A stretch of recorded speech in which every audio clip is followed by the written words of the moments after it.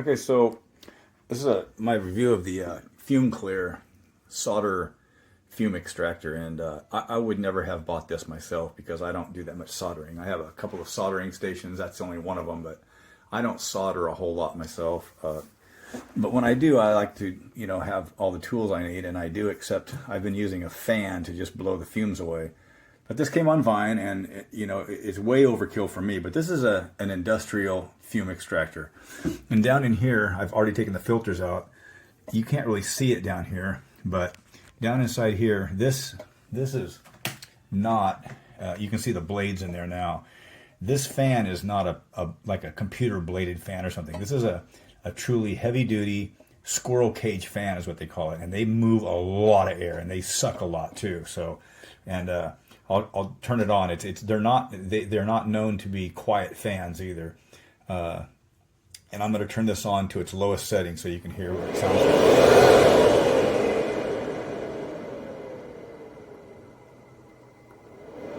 That's the lowest. That's about as low as it'll go right there. It's going to be quieter with the fan, with the filters in it also. But this is no joke. This thing really sucks the air through.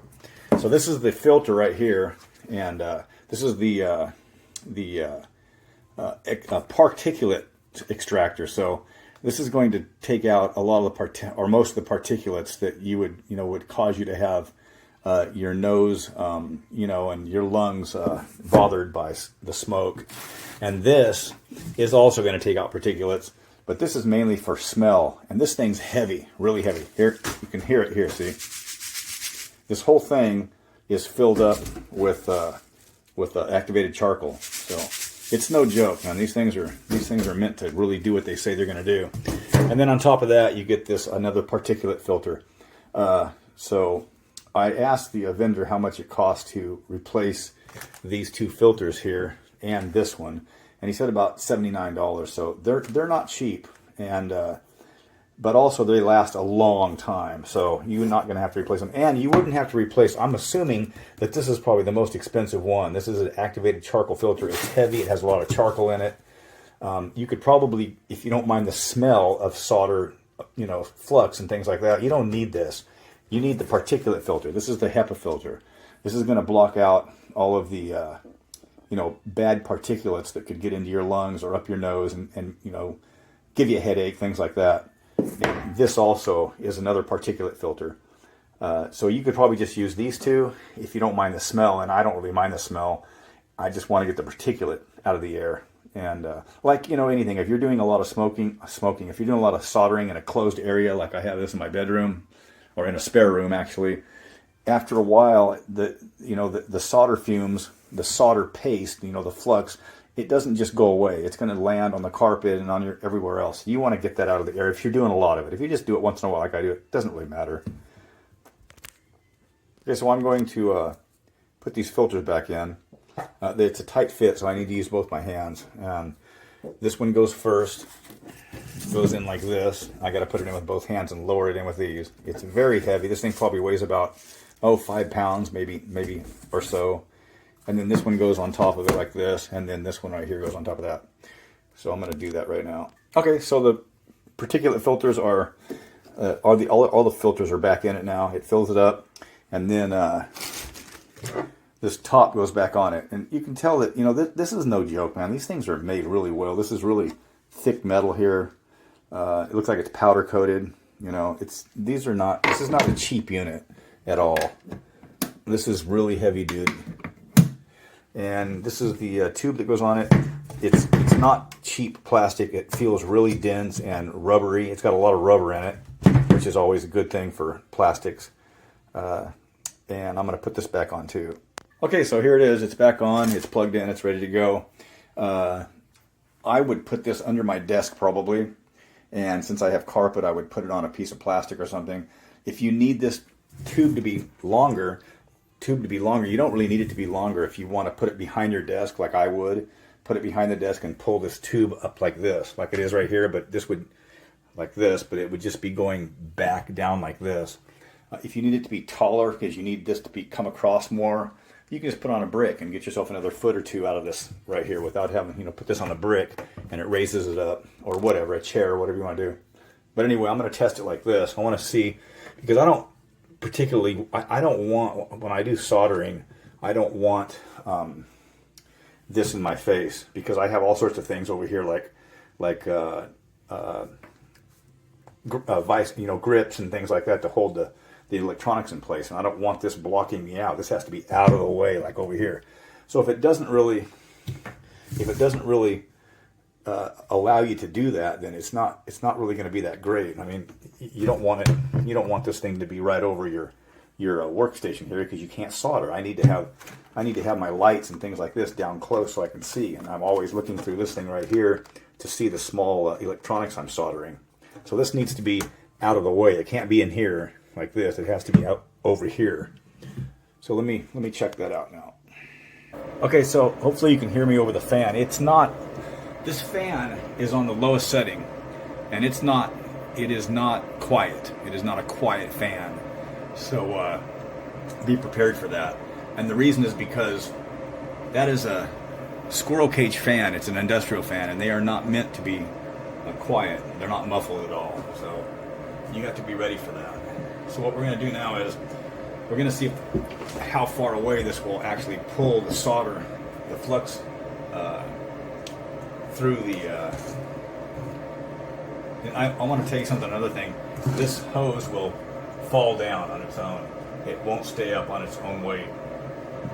So you have to brace it. If you want it to be completely out like that, if you want it to be up more like this, it'll be okay. But you can see it's not going to hold its own. It's not going to hold itself up, and that's kind of a pain. But it's not that big of a deal for me. It is what it is, and it works. It'll work. But when you're soldering, people who know how to solder, mainly you're not going to see any. You don't see any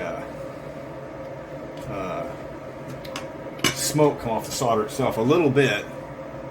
So everybody here that wants this is probably going to know that you don't get any smoke off the solder itself usually, unless you're using huge gauge solder with a lot of rosin in it or flux. You get it when you dip this into here. See all that? And look at that. This thing's on the lowest setting, and it's taking care of almost all of it. And I could probably adjust it to get it, but that's pretty darn good. And that's what you want. See, it's bringing it back from here. It's letting a little bit go. Let's adjust it up a little bit like this, because it has to be out of the way.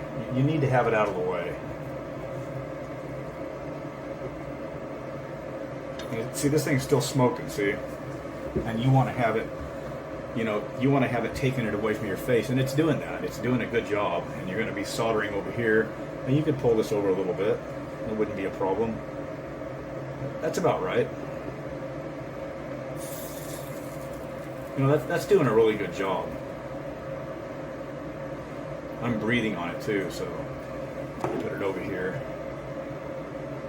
Turn it like this. Let's see if it wants to work like this. Look at this. Look at that.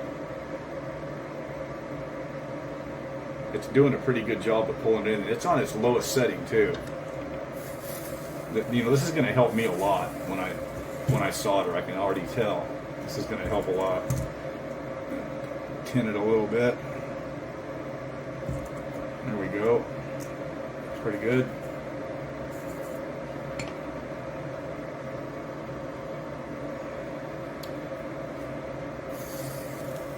Yeah, that's going to be really helpful. To be able to get that out of my face like that. Now, like I said, that's on the lowest setting. I'm going to crank it up a little bit here. It's about a quarter or so.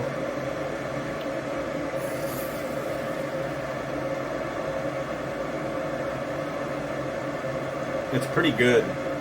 It's doing a pretty good job. I mean, that's more than I expected it to do. That's just really good. I was just really sucking it up there.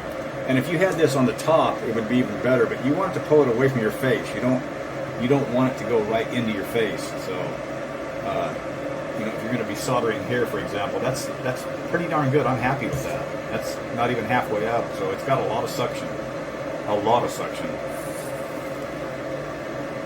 And I would try to be over here, like, I always let it calm down a little bit, and then load up my soldering iron like this. And then I'll go ahead and do my electronic soldering. And that's pretty good. I mean, that's taken, you know, it's taken almost all of it out, and it's out of the way. I would be soldering right here. So again, that's doing a really good job. Let's turn it up a little more. Go about 3/4. Now this thing is really starting to just suck everything in. It's not doing anything. It's just sucking it all in, even from way over here. Yeah, that's doing a really good job. So anyway, I hope that helps clarify. And you can see when this solder goes up here, sometimes it sucks it back down in there.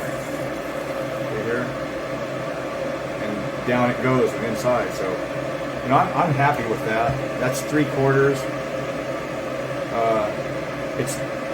It's not a bad sound.